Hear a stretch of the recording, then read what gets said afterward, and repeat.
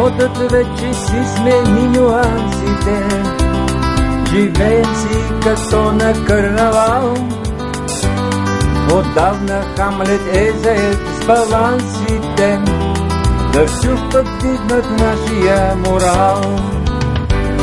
Ромео се крепи на бъбълъка, завежда кратко някакъв ресор, а Фигаро заряза берберлъка, сега ни бръсне като сервитьор. И така си тече битието и се раждат съвременни нрави.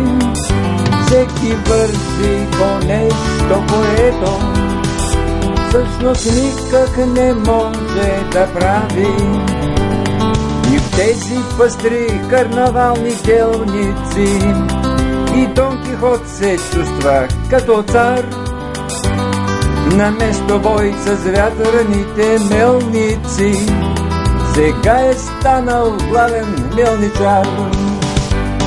Дали ще бъде шеф на скарабира или пък ще си контра-адмирал, то все едно кой как ще се маскира, когато всички сме на карнавал.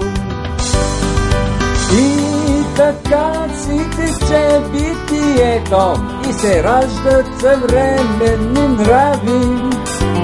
Всеки върши по нещо, което всъщност никак не може да прави.